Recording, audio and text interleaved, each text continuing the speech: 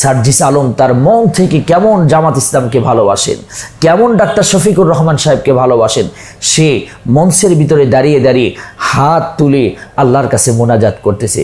বিষয়টি আমার কাছে অনেক ভালো লেগেছে। আসসালামু আলাইকুম রহমতুল্লাহ।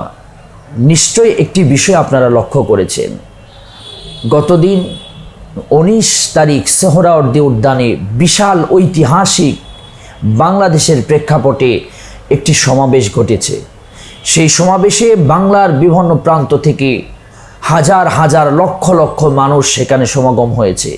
প্রচণ্ড গরম, রোদ এবং প্রচণ্ড গরম মানুষের একটি তাপে, কিন্তু কোনো মানুষ কোনো বিশৃঙ্খলাও করেনি, এলোমেলো আচরণও করেনি। অনেকে অসুস্থ হয়ে পড়েছেন। এই অসুস্থতার ধারাবাহিকতায় সেই দিনের সভাপতি ছিলেন বাংলাদেশ জামাত ইসলামের আমির ডাক্তার শফিকুর রহমান। তিনিও অসুস্থ হয়ে পড়েছেন। একবার নয়, একবার মঞ্চ থেকে পড়ে গিয়ে আবার সে উঠিয়ে দাঁড়িয়ে বক্তব্য দেওয়ার চেষ্টা করেছেন, কিন্তু আবার পড়ে গিয়েছেন।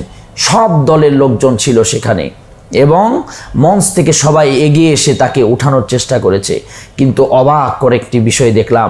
এনসিপি পার্টির অন্যতম একজন সদস্য, অন্যতম কেন্দ্রীয় লিডার, বর্তমান আলোড়ন সৃষ্টিকারী, যিনি জুলাই বিপ্লবের অগ্রণী ভূমিকা পালন করেছেন, সার্জিস আলম তার মন থেকে কেমন জামাত ইসলামকে ভালোবাসেন, কেমন ডাক্তার শফিকুর রহমান সাহেবকে ভালোবাসেন, সে মঞ্চের ভিতরে দাঁড়িয়ে দাঁড়িয়ে হাত তুলে আল্লাহর কাছে মোনাজাত করতেছে। বিষয়টি আমার কাছে অনেক ভালো লেগেছে। জাতি বিষয়টাকে অনেক ভালো পজিটিভলি নিয়েছে।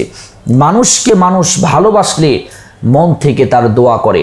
শত শত হাজার হাজার মানুষ, লক্ষ লক্ষ মানুষ ডক্টর শফিকুর রহমান সাহেব যখন পড়ে গিয়েছেন, সবাই দোয়া করেছে। কত মানুষ যে কেঁদেছে, কত মানুষ যে আল্লাহর কাছে রোনাজাল করেছে, কত মানুষ যে আল্লাহর কাছে দোয়া করেছে।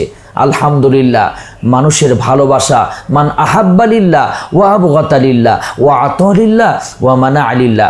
ডাক্তার শফিকুর রহমান সাহেবকে যারা ভালোবাসে তারা ন্যায় ইনসাফের পক্ষকে ভালোবাসে, এজন্য আল্লাহর জন্য তাকে ভালোবেসে দোয়া করেছে। আর যাদেরকে আমরা ঘৃণা করি, আল্লাহর জন্যই তাদেরকে করি। এই জন্য একজন মমিন আর একজন মমিনের বিপদে কুরুচিপূর্ণ কোনো বক্তব্য উপস্থাপন করা যাবে না। যদি বিপদ হয়ে যায় তাহলে আল্লাহর কাছে দোয়া করতে হবে আর পড়তে হবে লা ইলাহা ইল্লা আনতা সুবহানাকা ইন্নী কুনতু মিনাজ জালিমিন। আল্লাহ রাব্বুল আলামিন আমাদের সকলকে যেন সকল প্রকার অসুস্থতা, বিপদ থেকে আল্লাহ যেন হেফাজত করে। এই বিষয় থেকে ঈমানের খোরাক নিয়ে আগামী দিন যেন আল্লাহ তাআলা আমাদেরকে সামনে পথ চলার তৌফিক দান করেন।